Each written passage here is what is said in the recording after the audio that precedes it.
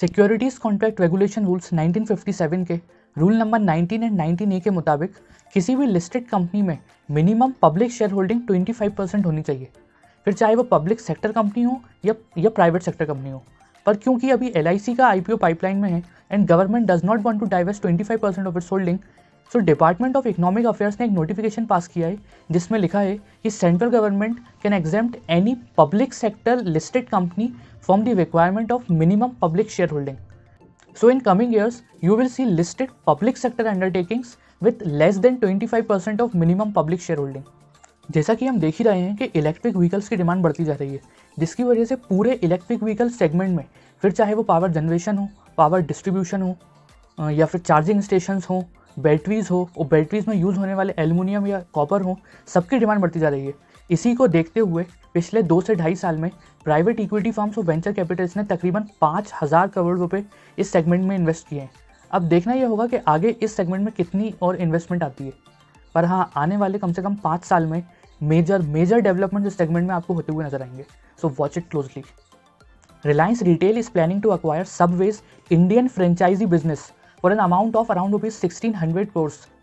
Subway India has around 600 stores in India, and this acquisition will provide Reliance Retail in further expansion of its stores network. In the last 1 year, we have seen immense growth in the EdTech companies with Byju's and Unacademy leading the pack.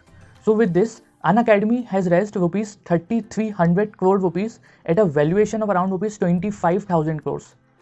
From around last 8 weeks, Nifty is trading between a range of 15,450 to 15,950. To move towards 16,000 level, Nifty needs to sustain above 15,700 or 15,800 levels this week. Analysts are very bullish on metal sector for coming 3 to 4 weeks. Demand for houses are increasing, so DLF is going to develop 27 million square feet of space into residential houses in coming years, and DLF is eyeing rupees 4,000 crores of revenue from this residential space in FY22. Tata Steel's Indian business is doing extremely well, but on the other hand, the auditors of Tata Steel's UK business have reported a material uncertainty regarding its going concern assumption. However, they have not modified the audit report. So let's see how the Tata Group will tackle this situation, whether they will be shutting the plant up or raising additional funds to run the plant. Mr. Rakesh Jhunjhunwala is going to invest rupees 31 crore rupees in a small cap company named Raghav Productivity Enhancers.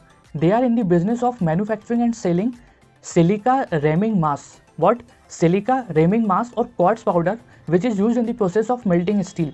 Mr. Rakesh Jhunjhunwala is very bullish on the metal sector, and this investment again shows his love for the metal space.